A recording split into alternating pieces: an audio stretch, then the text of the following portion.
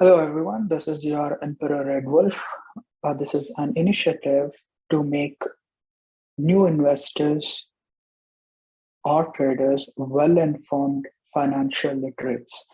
The main ideology behind this sessions or episodes, which I'll be creating, Cryptocurrency 101, is to make sure that all of you who are entering, majorly my target audience is the new people, uh, that they will not become gamblers or they won't just fall for the trap of, okay, I'm going to make a lot of money. Of course, you're going to make a lot of money, but then risk management is the paramount concept. Uh, you have to understand, you have to be in these markets for decades. I mean, of course, until your entire lifetime, you want to do it. I mean, even after your retirement, sure. I mean, why not? So the thing is, you have to be in this game as long as possible. And then I have observed pattern where most of the retail investors who are coming into crypto is either because of the media frenzy or FOMO or gambling or seeing all the coins which do not have any value or do not have any backing of a project. But then that doesn't mean you're not supposed to go buy them or not buy them. Then you have to understand, before you put your money into something, especially in the crypto ecosystem, this is an unregulated market. You have to clearly understand there is no one you can ask anything for, and you're a complete responsible entity when it comes to your funds, when you move through your wallets or authorize a transaction through your private key. So my theory here is, I'm no expert here. Like, I mean, this is just that the market is just 10 years old. The Bitcoin, as in, is 10 years old, like 13 years old at the time of this uh, doing this session. But then, like 10 years, we have a solid data of what is what and how is how. Uh, so what I'm trying to put up here is, this is an entire course which will be completely for free on the entire history, fundamental research, where to find, how to find all the tools, and technical research, how to find what and what are the tools which which has helped me and which will help you. And then I'm just here to try and give as much content as possible as tools, and then make you a better informed investor or a trader. But then, of course, if you want to go ahead and buy anything and everything, I just want you to have a conscious decision and be like, okay, this is what I am putting myself into, and this is what I am going to do. So, majorly speaking, we have a cryptocurrency ecosystem here, but then everyone talks about it, and then at some point, everyone just comes in and then starts talking. You have to understand, what is crypto? What is all this Bitcoin? All of a sudden, like, was crypto not there before Bitcoin? I mean, it was. The concept of the Byzantine fault tolerance and the cryptographic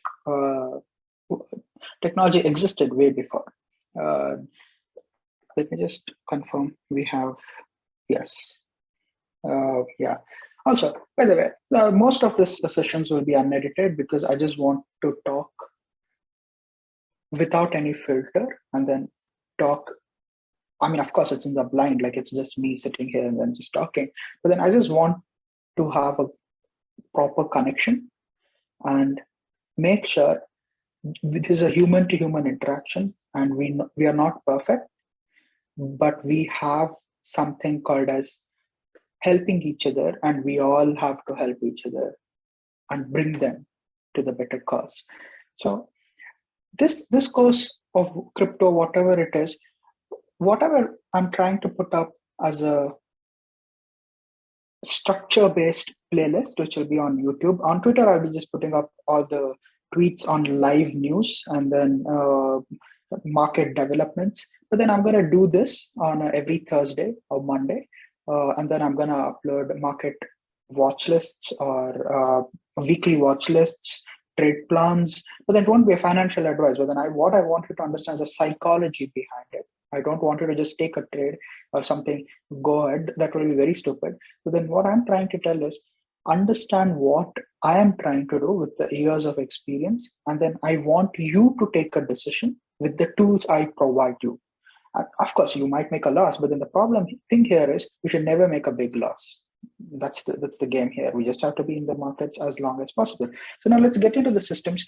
Before we make enter into what is crypto, what is everything, you have to understand the entire cryptocurrency as a cryptographic infrastructure existed way before cryptocurrency. But then you have to understand the crypto is a way of making anything secure. So, but then Bitcoin, on the other hand, when Satoshi Nakamoto came in 2008, I believe, when the financial crisis happened, somewhere in the time of October, I think he released a white paper, just like how we do it in IEEE, like the same way he released a white paper. The title is Bitcoin Peer-to-Peer Electronic Cash System. Cash system. So, what is all of this? I mean, the heading tells everything, but then like as you go through it, crypto on it itself is a encryption system. Built on it is a currency. Bitcoin is a cryptocurrency. That's the simplest way, but then that's not the way how we just have to put it. So most of the people just think like, oh, I know this, but then like not everyone knows completely. But then is it really necessary? The question here you have to understand is, you might not need it in the future, but then it's going to be at the back of your mind. And then every time, every other cryptocurrency in the world is actually built after Bitcoin because of it solves something called as double spending problems. We're going to jump into it right now. Let's not drag into it. So as we go on, I'm going to explain it. So now the thing is double spending problem. You have to understand. See, the entire financial system failed on the financial crisis of collateral debt obligation, very complex financial instrument, which screwed up the financial market. And then that is the time where everyone were being bailed out. And then the concept of Satoshi Nakamoto trying to solve here is, see, money is yours. Why the transactions of every time I buy something was used to happen through the centralized entity, third-party entity. So I want to send money to someone as a business or a friend or something. All of these transactions was happening through a centralized entity. But then the problem here is something called as fractionalized reserve banking. So fractional reserve banking is, let me just write it down. Fractional reserve banking. So now what it means is you deposit all your money with the central banks, right? So any banks. But then what happens is all this money is not kept by them in the vault. No, that's not how it happens. What happens here is, so earlier, like in Federal Reserve, it was basically like what, 10, 15%. I read it in one document. It was just 10% of the entire deposits should be kept in cash in hand. Cash in hand. So now you have to understand what it means is the entire, like, I don't think that every bank only just kept 10%. Some of them might have kept like 50% or 40%, but that's not the point what I'm trying to do. Here is all the money which is deposited here. The banks, if they, instead of keeping it, they can give it to the loan. So the capital is here to be given as a loan. So, I mean, of course, the loan is an asset to the bank, but it's a liability to the person who takes the loan. So loans, they don't have to keep everything in cash. So then when everyone starts withdrawing, they don't have the money there. That is what led to the financial crisis. But then, like, you have to understand all the money, like when the assets, loans, which was given defaulted, they didn't have any money to give it. That's Lehman Brothers. So but then let's not get into that. That's not where we are. That's the past. But that's like what, 14 years, 15 years today. Then what I'm trying to tell you here is the loans as an asset to the bank. And these loans, when they get defaulted, we don't have the money to give it as a withdrawal. No. You don't have the money to provide as a withdrawal to the customers or to your and anyone as a depositor. So this is what Satoshi Nakamoto solves, but then like as a computer based, which means you own the money. The ownership, where when you deposit the money in the bank, you give the ownership and the verification in the with the bank. But the thing with the decentralization is you have, oh sorry, there's been a mistake.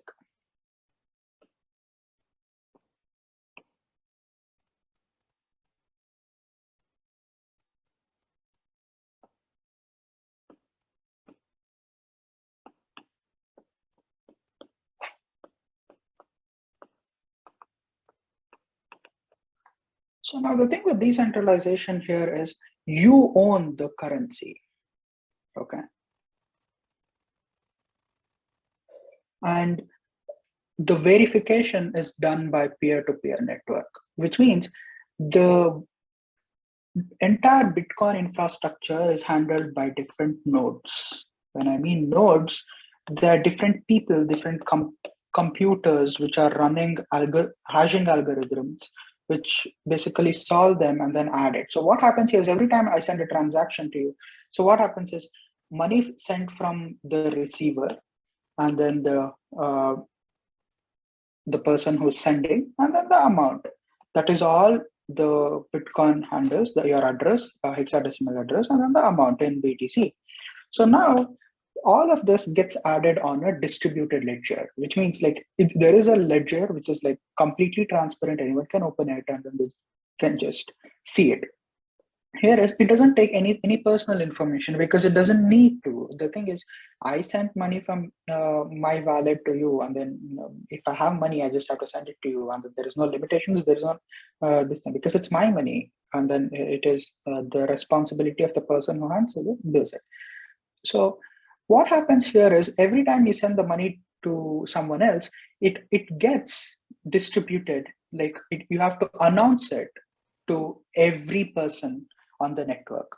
So then all of these people should agree to your transaction, which means like imagine like since it was a bank, it was like, okay, I'm gonna do it in a bank and then bank's gonna print it in your passbook. But then here, since it is decentralized, no one is completely responsible for anything. And then what if someone else cheats? And like, what if I just take my money and then do it? That's double spending, right? I can just use $1,000 to buy something like a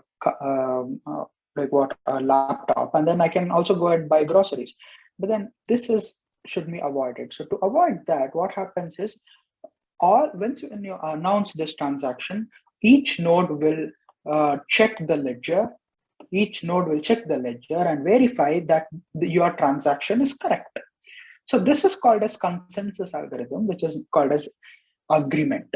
So what happens in an agreement is every one of them should agree. And then the thing here is no one should control the entire ecosystem. Like simple one person cannot control the entire protocol, as in a 51% attack. So majority will not be there, but then all of them should agree to the same solution. Once when they agree that, okay, this transaction has happened between a person from a receiver and a sender, this gets added to the blockchain. So now you might say, okay, what's a blockchain? See, each one of them creates a block. So after all this transaction happens, they have to create a block, a ledger, which says, okay, so A sends B 1 BTC, and then there's someone else will be like C sends D 4 BTC. But then another person will come and say, like this node guy, this node will have a different ledger because of network delays or proximity or anything, network delays basically. So for him, C, D will be 4, A, B is 1. It's not in the same order, but then all of them means right. So both of them are correct. This is a block. This is also a block. So all of these transactions are blocked. Now these blocks have to be added to all the other previous blocks. So now how are we going to do that? It's like, okay, so all of these are there. So how can we make every one of them added? No. That is where the proof of work consensus comes in. Like simply you cannot just go on and be like, oh, I did a transaction here, I'm gonna add it. No. The previous blocks will be there, and then the new block should come in. So to do that, that is called as proof of work algorithm. What it means is it will tell a hashing algorithm, which is called as Bitcoin currently uses SHA 256 algorithm. So what it means is, so imagine like 1 plus 2 plus 3 plus 4 equals what? 10. But then all of these nodes should guess that answer. It should come to this solution. So this solution will be just there, and then all these computers will use a lot of energy, computing power, to come to this solution. The person who just guesses this right and who guesses it first will be authorized to add their block onto the blockchain. So all the blocks connected makes it a blockchain, and then all of them gets added through a what do you call cryptographically encrypted version. That's I'm going to tell it to you as a Byzantine fault tolerance. But then what you have to understand is the person who arrives at a solution of an hashing algorithm, they get the reward also, which means like first when it started, it was like 50 Bitcoins for every block. Like then you have to understand each blocks will have multiple transactions, like maybe like what 10, 100, 400, like goes on. But then you have to understand all of them will have different, the entries will be different because of network delays or anything. But then all of them are right. But then once every one of them agree, the one who tells the solution, this hashing algorithm, will get the reward to be added, and then he will get as a reward in Bitcoin itself. Since we only have 21 million Bitcoins ever existed, each one of them he will get 50. Initially it was 50, then after every 210,000 blocks, it gets into half, which means like 25. Now we are somewhere in the like 3 or 6 Bitcoins. I have to check it. But the thing is, it gets halved. The reward gets halved. So all of this, once when they get it rewarded, they want to get some in the form of tip also, which is the transaction fees which we get.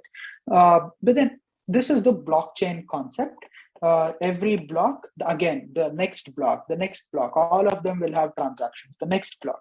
But then you have to understand the money, once it gets sent from B to C, now C doesn't have the same for BTC. Now D has 4 BTC, but then C has 0 BTC.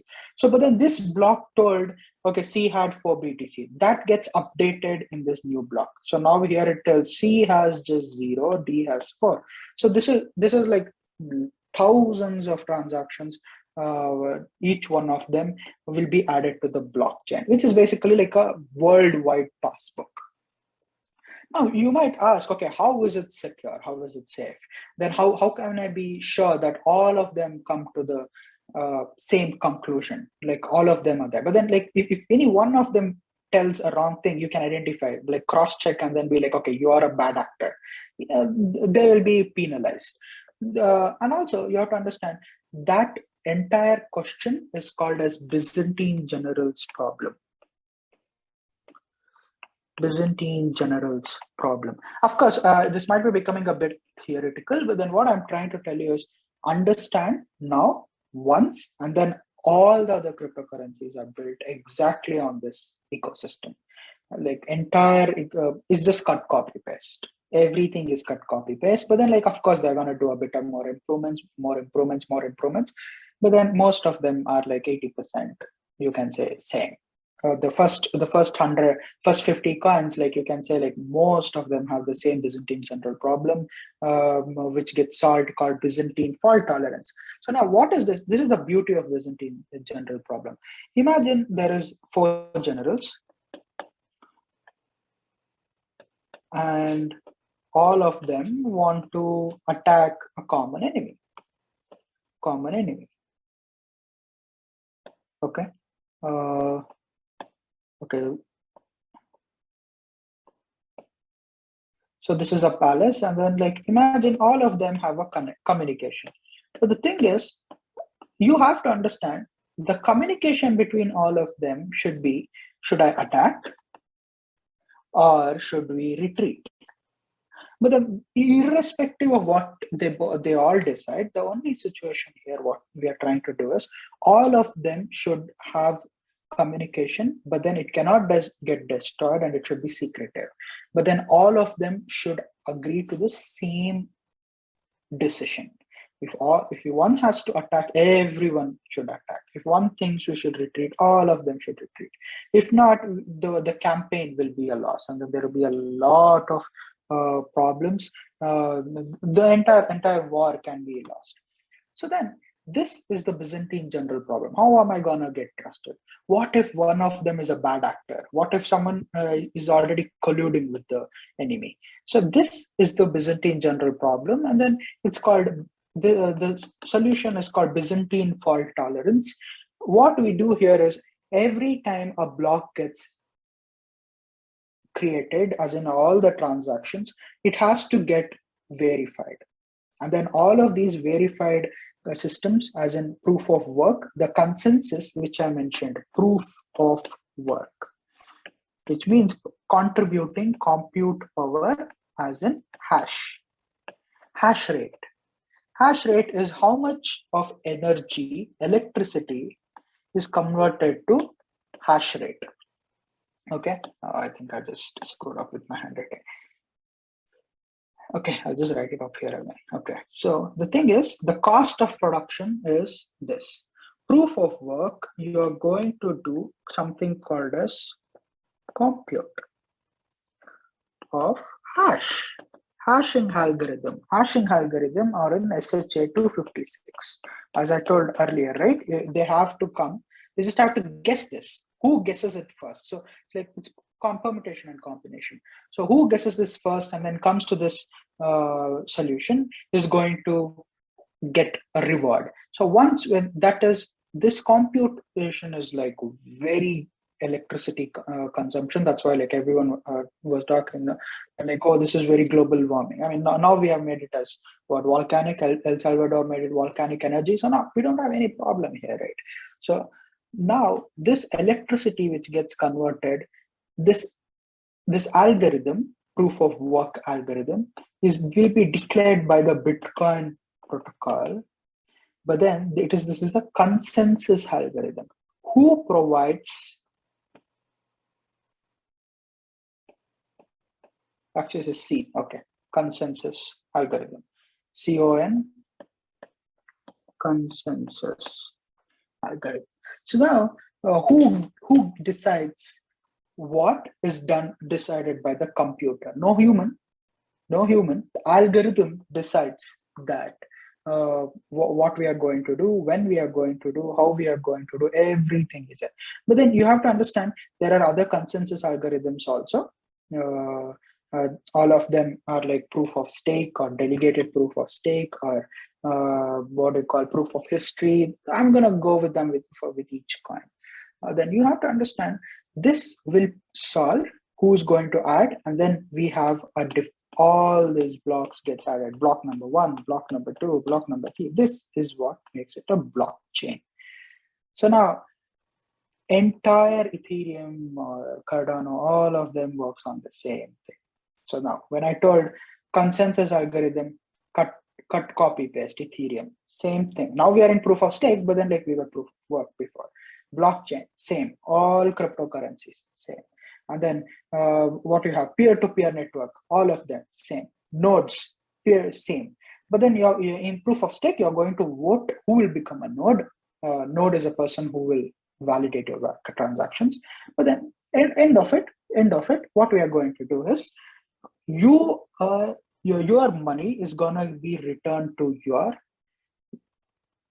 authorization or your control, but then it will be verified by the nodes and then uploaded on a transaction.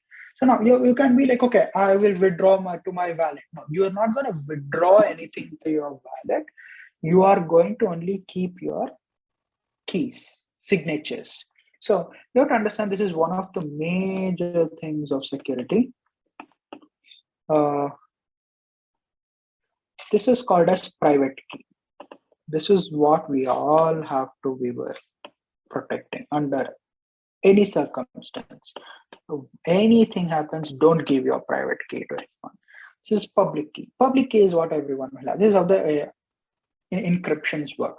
So every time you do a transaction, you will say, I want to send A for BTC from my wallet, from B. And then you're going to put your signature here, your private key signature. And then this gets distributed to all the nodes. Remember, I told you that nodes, and then this nodes, your transaction gets added into the block. And then each person will have a block, and then they will use your public key. Public key is like, it can only be seen if you have the one like really signed it. So public key is going to be like, okay, so your person has transacted, and when he has put his signature, his authorization, it gets added onto a block. This block, who does the better transactions, he is going to add it to the blockchain. And then each blockchains will have a different blockchains and blockchains and blockchains. This is the whole drama of entire cryptocurrency. So now this is what we have to be very, very clear about. That is called as wallets. Wallets store your keys. I mean, you can say I'm my coin, but then at the end of the day, it's like it's on an open ledger, like everyone knows it. So, but then this, you have to understand, Bitcoin is very slow. It can only do what, 7 transactions per second. You cannot and then for you to verify all of your transactions, it comes like what, 10 minutes approximately. Imagine you go to a Starbucks and then you order something on this thing, coffee. Like you have to wait 10 minutes only to have your transaction validated. Your entire mood, like the urge to drink coffee or like enjoy the moment is gone then and there. So this is very bad. Like Visa has like what, somewhere 60,000 transactions, somewhere in that range per second. I mean, of course, like credit card companies. So you have to understand, these wallets are like 3 types, like hard wallet, and then like hardware wallet, and then soft wallet. And then like I'm gonna go into that deeper, but then like not now. So you keep your keys in them. Like you have to understand, not your keys, not your coins. You have to understand that if you put it in on an exchange, say Binance or anything, it's a centralized. They have the authority. It's just like how you give money to the banks. That makes your entire crypto system like, what's the point, dude? Like the main reason we created the decentralized economy is we have to keep the ownership of it. So if you're going to put it on exchanges, I mean, it's not economical to put it up on the exchange, like remove, withdraw every time. But then if you're going to do it for a long term, take it out. Keep it in your hardware wallets. Your hardware wallets are like called air gap, which means like it's like comes like a pen drive, and then you can it's completely removed from the internet, so it cannot be hacked. Software wallets are like on your mobile phones or your PCs or your laptops. You can put it up, but then like they are like, I mean, it can be hacked. Like computers can be hacked anytime. Like if they'll be like lying if they say that it can't gonna be hacked. Of course, it's gonna get hacked. So, but then if there is a risk of it, yeah, I will come to the wallets later part. But then now we have to understand the update in Bitcoin which happened. That's called as Lightning Network. Lightning Network. What it means is, it's like just connecting to your internet service provider. So if you want to use Google, you don't have to pull a wire to Google in America, right?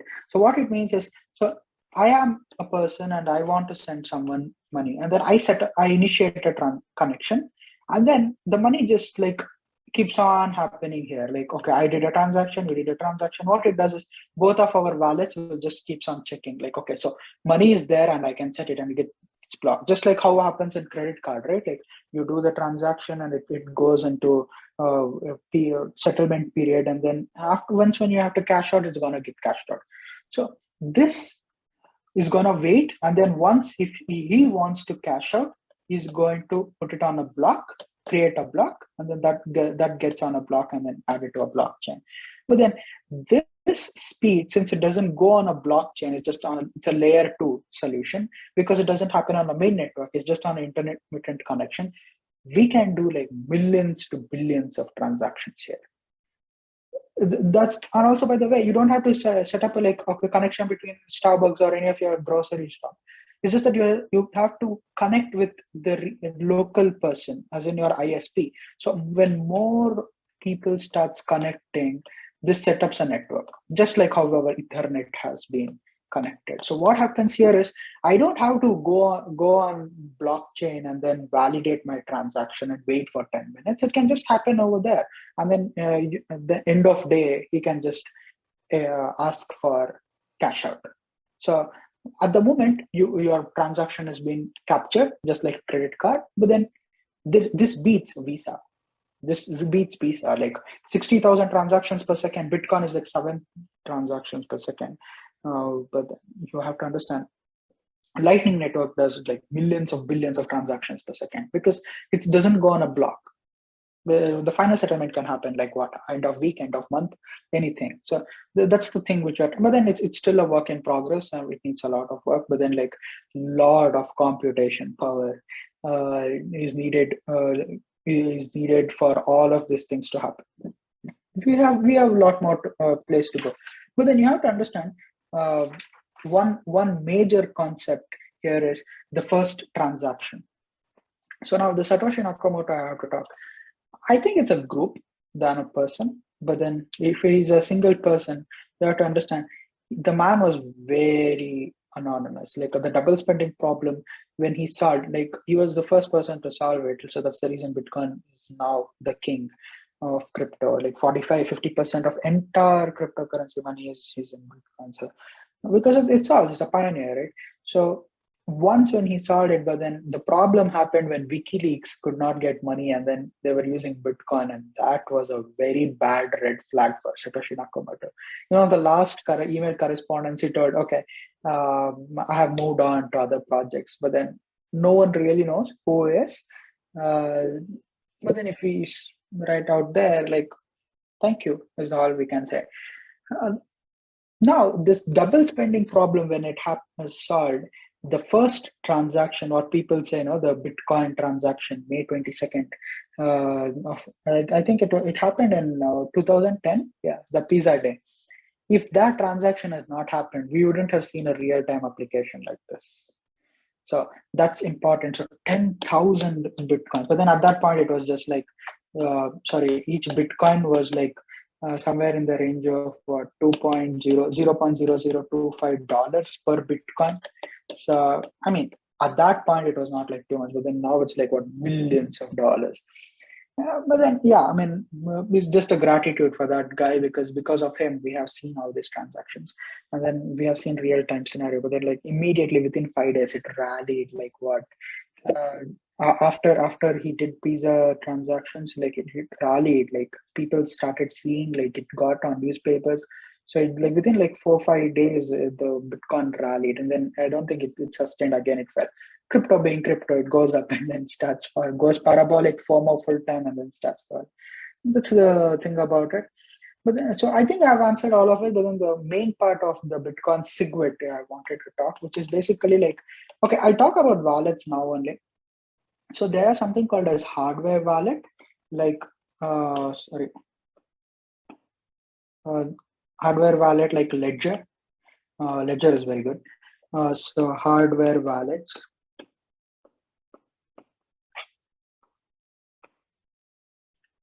And software wallets or soft wallet. Okay, so Ledger is a good one because they have, and Trezor is there. But then what I'm telling is, a soft wallet is MetaMask or Exodus. But then this is the most safest. But then you have to a bit of 10,000, like what, $80 something, $100 or something. No, $150 or something, nano access. That's the thing about it. MetaMask and Exodus are free. You can just go on and keep it, but then you keep the keys. But then at the same time, if you lose it, it's gone. No forget password whatsoever. So there is something called as seed phrase, which came very handy when the multi-sig wallet happened. Multi-sig wallets are like, you don't have to put one signature, you have to put multiple signatures. So like 3 signatures to authorize a transaction. that's like safest of the safest way. But then for now, Ledger is an okay. MetaMask is like you can move from the functionality perspective. MetaMask is okay. Exodus is like, I mean, of course, like move it from there. The hassle is a bit more. And then we're gonna go over there. Seed phrase is something which you have to look into it. I'm gonna talk about it later. So in the next sessions, what I'll be talking is how to do fundamental research, how to create all your watch lists, what to watch, how to watch, and then where is the money coming, and how to track VC funds, where the investors are coming, all the news tools. I'm going to give you tools. Don't take it as a financial advice. If you're going to take it as a financial advice and just going to put your entire life savings into one thing because someone just told it on the internet, I mean, get a life, dude. So you have to really understand you are here for making money, and then you are the only person who is responsible for this, and be sensible enough. In the next session or next episode, I will be posting on fundamentals. It won't be like this theory. It will be like I'll be showing you websites, and I'm going to be going to those places and then showing it over this. It might be a bit boring today, but then you have to understand this was necessary. So you have in the back of your mind when I'll be referring to this again and again and again. If you don't have this good clarity on what it is, I mean, what is it, right? So specifically telling, see this again and again. It might be boring. I might have just spoken too much, but then it's worth it. It's worth it. Like, 40 minutes. Yeah, it might be too boring. But then like from the next videos will be just like about 15, 20 minutes, nothing more. But the first one, I wanted a foundation as what is Bitcoin. So you know completely. So after this, I think I'm pretty much sure you have the entire idea of what it is. And then as we go more forward, we will revisit this again and again and again. And then so you will know what you are, and then you are a value investor on a fundamental basis. Just to revise, you have Bitcoin is just decentralized peer-to-peer infrastructure, which works on a proof of work. So what happens is you send the money, and then you have to announce it to all the nodes, and then all of the nodes should come to the same agreement called as consensus, and that is done by proof of work using a lot of electricity. And the one who guesses the solution first, this will be the block. How the blocks will be, each one of the node will come up with a new type of block. Who adds to the new block will be decided by who comes to the solution first. They'll be given this, and they have to guess this, the first part, the input. And then once when you guess, the Byzantine general problem is solved because all of them are like agreeing to the same solution, but then you are the one who came first. The consensus is there, and then that gets added to the block, previous blocks, which makes it a block chain. That's all. And that's the gist of it. Security wise, everything I told you. Private key is what you use. You should not reveal it to anyone. Public key is what the nodes, everyone who wants to transact use it. You can go and see all the live transactions happening now on Bitcoin Explorer. That I will show it to you sometime in the future. And tomorrow, all the websites, maybe next week or like 2 to 3 days, on Monday or something, all of them will be on websites, informations, and completely notes. How am I going to see? What am I going to see? How to find patterns? How to find money movement? How to find information of like news, catalysts, all of them. That's next episode. And then follow me on Twitter at Emperor. Oh shit! I'm doing it in block letters.